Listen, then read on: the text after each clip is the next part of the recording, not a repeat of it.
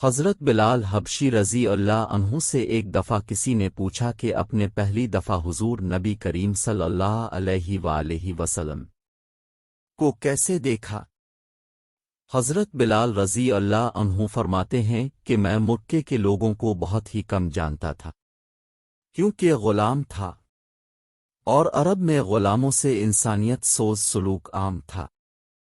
ان کی استطاعت سے بڑھ کے ان سے کام لیا جاتا تھا، تو مجھے کبھی اتنا وقت ہی نہیں ملتا تھا کہ باہر نکل کے لوگوں سے ملوں، لہٰذا مجھے حضور پاک اسلام اس طرح کی کسی چیز کا قطعی علم نہ تھا۔ ایک دفعہ کیا ہوا کہ مجھے سخت بخار نے لیا، سخت جاڑے کا موسم تھا اور انتہائی ڈانسز اور بخار نے مجھے کمزور کر کے رکھ دیا، لہٰذا میں نے لحاف اوڑھا اور لیٹ گیا۔ ادھر میرا مالک جو یہ دیکھنے آیا کہ میں جیو پیس رہا ہوں یا نہیں، وہ مجھے لحاف اوڑھ کے لیٹا دیکھ کے آگ بگولا ہو گیا۔ اس نے لحاف اتارا اور سزا کے طور پہ میری قمیض بھی اتروا دی اور مجھے کھلے صحن میں دروازے کے پاس بٹھا دیا کہ یہاں بیٹھ کے جیو پیس۔ اب سخت سردی، اوپر سے بخار اور اتنی مشقت والا کام میں روتا جاتا تھا اور جیو پیستا جاتا تھا۔ کچھ ہی دیر میں دروازے پہ دستک ہوئی، میں نے اندر آنے کی اجازت دی تو ایک نہایت متین اور پر نور چہرے والا شخص اندر داخل ہوا اور پوچھا کہ جوان کیوں روتے ہو؟ جواب میں نے کہا کہ جاؤ اپنا کام کرو، تمہیں اس سے کیا میں جس وجہ سے بھی روں، یہاں پوچھنے والے بہت ہیں لیکن مداوا کوئی نہیں کرتا۔ حضور صلی اللہ علیہ وآلہ وسلم یہ جملے سن کے چل پڑے۔ جب چل پڑے تو بلال نے کہا کہ بس میں نہ کہتا تھا کہ پوچھتے سب ہیں، مداوا کوئی نہیں کرتا۔ حضور یہ سن کر بھی چلتے رہے۔ بلال کہتے ہیں کہ دل میں جو ہلکی سی امید جاگی تھی کہ یہ شخص کوئی مدد کرے گا وہ بھی گئی، لیکن بلال کو کیا معلوم کہ جس شخص سے اب اس کا واسطہ پڑا ہے وہ رحمت للعالمین ہے۔ بلال کہتے ہیں کہ کچھ ہی دیر میں وہ شخص واپس آ گیا، اس کے ایک ہاتھ میں گرم دودھ کا پیالہ اور دوسرے میں کھجوریں تھیں۔ اس نے وہ کھجوریں اور دودھ مجھے دیا اور کہا کھاؤ پیو اور جا کے سو جاؤ۔ میں نے کہا تو یہ جیو کون پیسے گا؟ ناپسی تو مالک صبح بہت مارے گا۔ اس نے کہا تم سو جاؤ، یہ پسے ہوئے مجھ سے لے لینا۔ بلال سو گئے اور حضور نے ساری رات ایک اجنبی حبشی غلام کے لیے چکی پیسی۔ صبح بلال کو پسے ہوئے جو دیے اور چلے گئے۔ دوسری رات پھر ایسا ہی ہوا، دودھ اور دوا بلال کو دی اور ساری رات چکی پیسی۔ ایسا 3 دن مسلسل کرتے رہے جب تک کہ بلال ٹھیک نہ ہو گئے۔ یہ تھا وہ تعارف جس کے بطن سے اس لافانی عشق نے جنم لیا کہ آج بھی بلال کو صحابیک رسول بعد میں عاشق رسول پہلے کہا جاتا ہے۔ حضور صلی اللہ علیہ وآلہ وسلم کے وصال کے بعد سیدنا بلال رضی اللہ عنہ مدینہ کی گلیوں میں یہ کہتے پھرتے کہ لوگوں تم نے کہیں رسول اللہ صلی اللہ علیہ وآلہ وسلم کو دیکھا ہے تو مجھے بھی دکھا دو۔ پھر کہنے لگے کہ اب مدینے میں میرا رہنا دشوار ہے اور شام کے شہر حلب میں چلے گئے۔ تقریباً 6 ماہ بعد اب صلی اللہ علیہ وآلہ وسلم کی خواب میں زیارت نصیب ہوئی تو اب صلی اللہ علیہ وآلہ وسلم فرما رہے تھے، ما ایزے الجفو آ بلال ما آن لکن تزورنا حلبی السر الحلبے 2-308۔ اے بلال، یہ کیا بے وفائی ہے؟ تو نے ہمیں ملنا چھوڑ دیا، کیا ہماری ملاقات کا وقت نہیں آیا؟ خواب سے بیدار ہوتے ہی اونٹنی پر سوار ہو کر لبیک یا سیدی آ رسول کہتے ہوئے مدینہ منورہ کی طرف روانہ ہو گئے۔ جب مدینہ منورہ میں داخل ہوئے تو سب سے پہلے مسجد نبوی پہنچ کر حضرت بلال رضی اللہ عنہ کی نگاہوں نے عالم وارفتگی میں اب صلی اللہ علیہ وآلہ وسلم کو ڈھونڈنا شروع کیا۔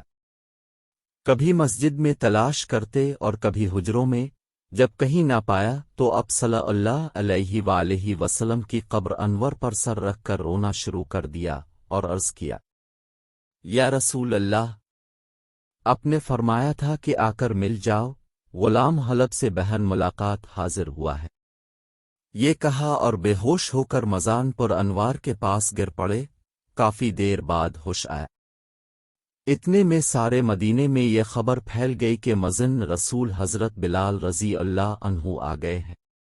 مدینہ طیبہ کے بوڑھے، جوان، مرد، عورتیں اور بچے اکٹھے ہو کر عرض کرنے لگے کہ بلال، ایک دفعہ وہ اذان سنا دو جو محبوب اللہ صلی اللہ علیہ وآلہ وسلم کے زمانے میں سناتے تھے۔ اب رضی اللہ عنہ نے فرمایا، میں معذرت خواہ ہوں کیونکہ میں جب اذان پڑھتا تھا تو اشہد ان محمدہ رسول کہتے وقت اب صلی اللہ علیہ وآلہ وسلم کی زیارت سے مشرف ہوتا اور اب صلی اللہ علیہ وآلہ وسلم کے دیدار سے اپنی آنکھوں کو ٹھنڈک پہنچاتا تھا۔ اب یہ الفاظ ادا کرتے ہوئے کسے دیکھوں گا؟ بعض صحابہ کرام رضی اللہ عنہ نے مشورہ دیا کہ حسنین کریمین رضی عنہما سے سفارش کروائی جائے، جب وہ حضرت بلال رضی اللہ عنہ کو اذان کے لیے کہیں گے تو وہ انکار نہ کر سکیں گے۔ چنانچہ امام حسین رضی اللہ عنہ نے حضرت بلال رضی اللہ عنہ کا ہاتھ پکڑ کر فرمایا، آ بلال، نشتھی نسما زانک اللازی کن تازن لرسول صلی اللہ علیہ وسلم فی المسجد۔ صبح کی شفا القوم 239، ایتمی الجوہر المنظم 27۔ اے بلال، ہم آج اب سے وہی اذان سننا چاہتے ہیں جو اب ہمارے نانا جان اللہ کے رسول صلی اللہ علیہ وآلہ وسلم کو اس مسجد میں سناتے تھے۔ اب حضرت بلال رضی اللہ عنہ کو انکار کا یارہ نہ تھا، لہذا اسی مقام پر کھڑے ہے کر اذان دی جہاں حضور صلی اللہ علیہ وآلہ وسلم کی ظاہری حیات میں دیا کرتے تھے۔ بعد کی کیفیات کا حال کتن سیر میں یوں بیان ہوا ہے۔ زیب سیر علام النبلہ 1، 2358۔ صبح کی شفا القوم 340۔ حلبی السر الحلب 3، 308۔ جب آپ رضی اللہ عنہ نے بوازن بلند اکبر اکبر کہا، مدینہ منورہ گونج اٹھا۔ اب جیسے جیسے آگے بڑھتے گئے جذبات میں اضافہ ہوتا چلا گیا۔ جب اشہد ان لا الہ الا اللہ کے کلمات ادا کیے گونج میں مزید اضافہ ہو گیا۔ جب اشہد ان محمدہ رسول اللہ کے کلمات پر پہنچے تو تمام لوگ حتیٰ کہ پردہ نشین خواتین بھی گھروں سے باہر نکل آئیں۔ رقت و گریہ زاری کا عجیب منظر تھا۔ لوگوں نے کہا، رسول اللہ صلی اللہ علیہ وآلہ وسلم تشریف لے آئے ہیں۔ اب صلی اللہ علیہ وآلہ وسلم کے وصال کے بعد مدینہ منورہ میں اس دن سے زیادہ رونے والے مرد و زن نہیں دیکھے گئے۔